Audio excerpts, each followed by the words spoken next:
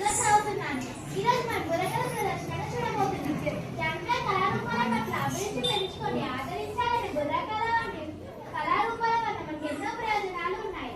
అవి జ్ఞానోదయం మరియు చైతన్యం, వినోదం, ప్రచార సాధనం, నైతిక విలువలు.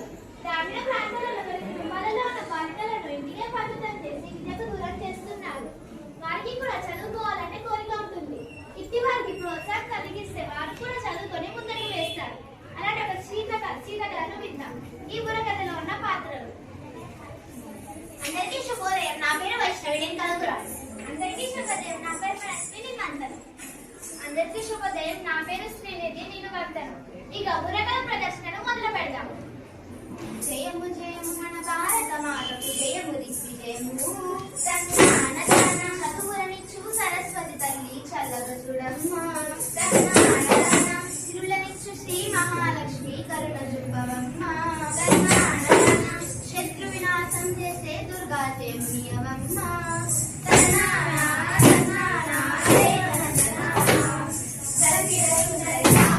అక్క, ఈరోజు మనం ఏ కథ చెప్పుకోబోతున్నాం? గది కూడా నెరవేర్చినట్ట నీకు. ఈరోజు మనం చెప్పుకోబోయే కదా బుర్ర కథ. అవునా, నువ్వు పెద్ద పటాయితుడివి కదా. బుర్ర కథ అంటే ఏంటో చెప్పుతారా?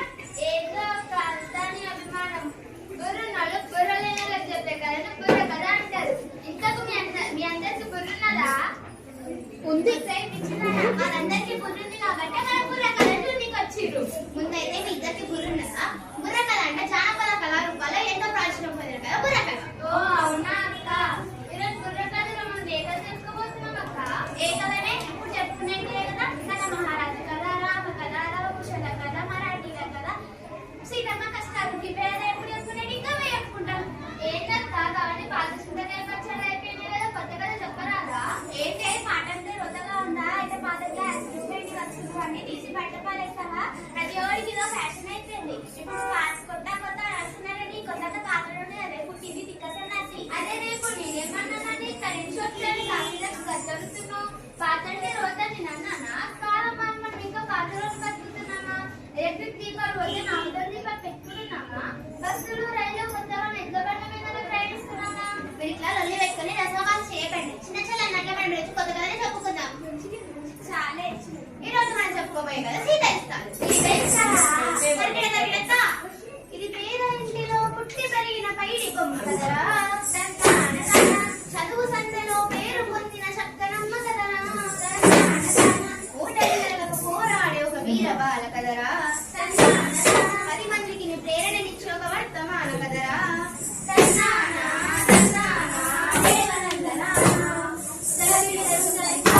ఇంతకు ఎవరా పైడి బొమ్మ?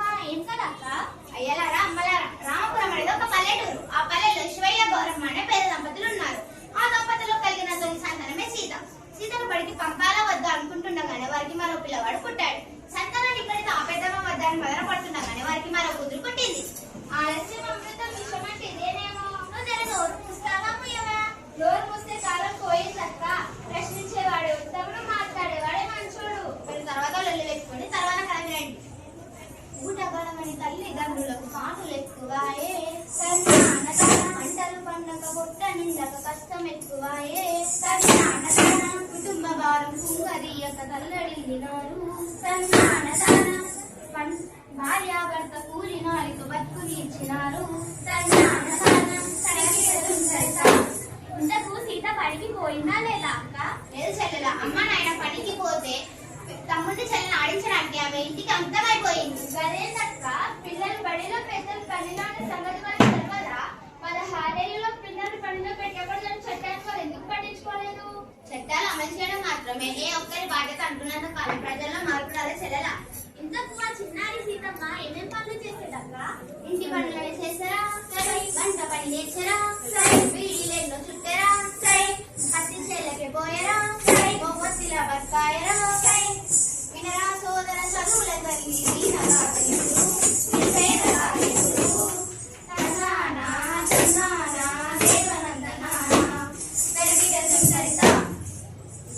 ఏమైందక్క? జల్దీ చెప్పు. ఇంకేమైంది వచ్చిందక్క? 4 రాళ్ళు సంపాదించగానే 6 రాళ్ళతో నా పిల్లల నెత్తి మీద నీళ్ళు పోసి పెళ్లి చేస్తుంటారు. అలానే జరుగుతుంది. మన కథకు అర్థం లేదా చెల్లెల? ఆ ఊరికి స్వప్న టీచర్ అని ఒక కొత్త టీచర్ వచ్చింది. ఈ పిచ్చి కానీ టీచర్లు చదువు చెప్తారు కానీ ఇవన్నీ పట్టించుకుంటారా అక్క? ఇవన్నీ పట్టించుకున్నా వినేటోళ్ళు ఉంటారా? విన్న మార్పు సాధ్యమవుతుందా అక్క? తప్పకుండా సాధ్యమైనక్క. మా బడిలో టీచర్లు మంచి మంచి కథలు చెప్తారు, ఆటలు ఆడిస్తారు, పాటలు పాడిస్తారు. బడి పిల్లలతో సొంత బిడ్డలా పట్టించుకుంటారు.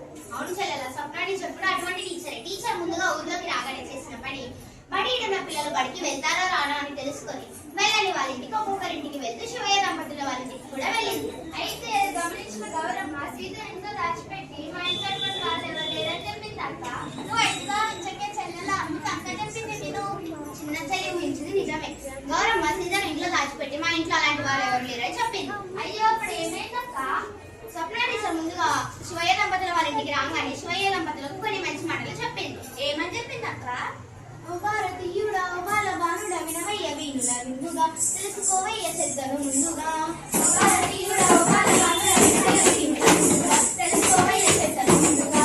ఎన్నో జన్మల పుణ్యఫలం ఇది మానవ జన్మము, అది మానవ జన్మము. అందులోనూ ఆడపిల్లగా పుట్టుట శ్రేష్టము, అవును పుట్టుట శ్రేష్టము. సహనము స్నేహము ప్రేమ భావము అది ఆమె గొప్పతనము, అది ఆమె గొప్పతనము.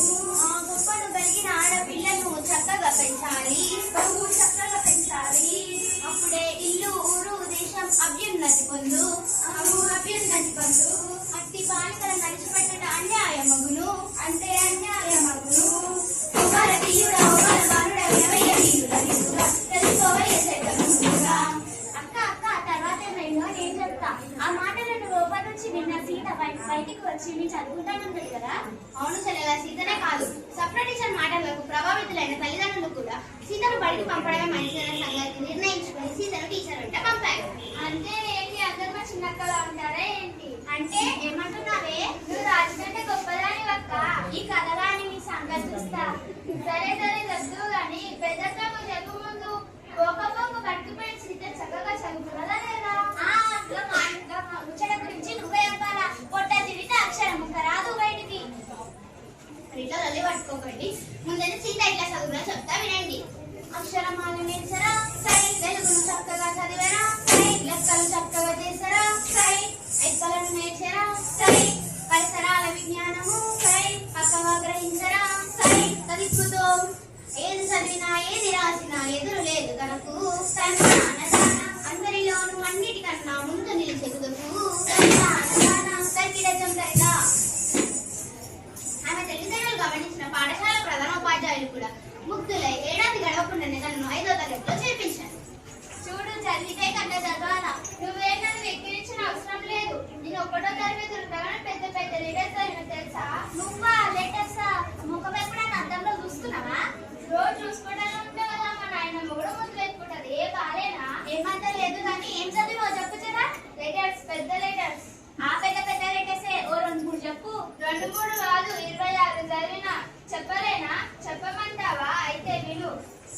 ఏ బి సి డి గాలేటసా ఏడ్చినట్లు ఉంది. ఇನ್ನು తర్వాత కదా చెప్పక్క.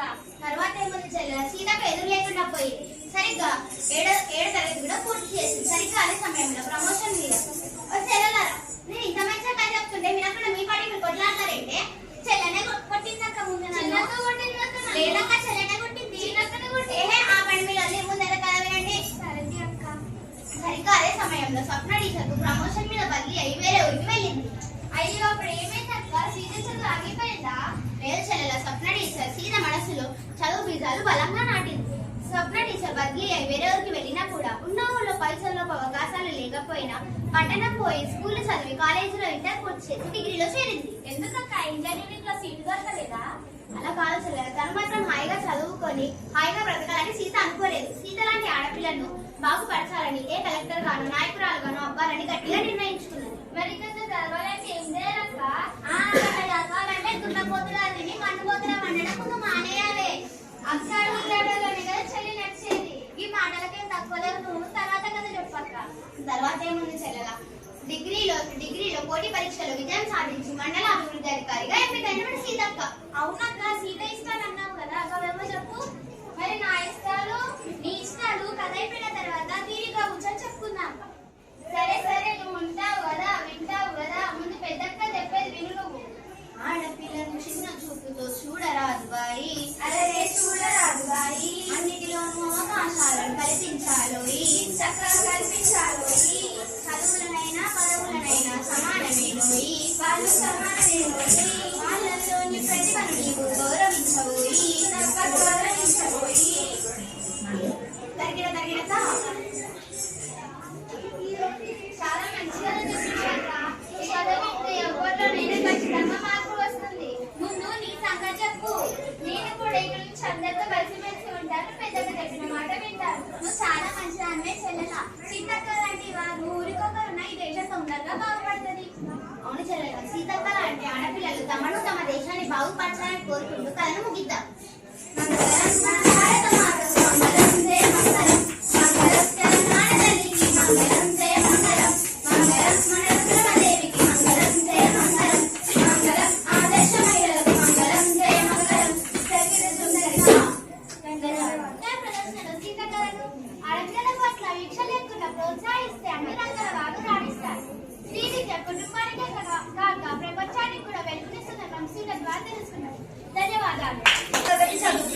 ఇంతసేపు మనం బుర్రకథ ప్రదర్శన చూసాం కదా, ఇప్పుడు సరదాగా కాసేపు నవ్వుకుందామా? ఈ హాస్యానికి సంబంధించిన కథలు ఎన్నో ఉన్నాయి. మనం హాస్యపరమైన కథ పరమానంద గురించి తెలుసుకున్నాం. పరమానంద ఒక గొప్ప పండితుడు గురువు. వీరి వద్ద ఎంతో మంది శిష్యులు ఉండేవారు. వీరు గురువు ఎంత బాగా బోధించినా వారిని వినిపించుకోకుండా ఎప్పుడు ఇబ్బంది తెచ్చిపెడుతూ ఉండేవారు. అసలు ఈ పరమానంద ఎవరు, వారి శిష్యులు ఎవరు? దీనిపై ఒక కథ ఉంది. ఒక రోజు గంధర్వ మహారాజు పుట్టికైన చిత్రలేఖ తన చెడి కథలతో భూలోక విహారం చేస్తూ జలకారుతూ ఉంటుంది. ఆ సమయంలో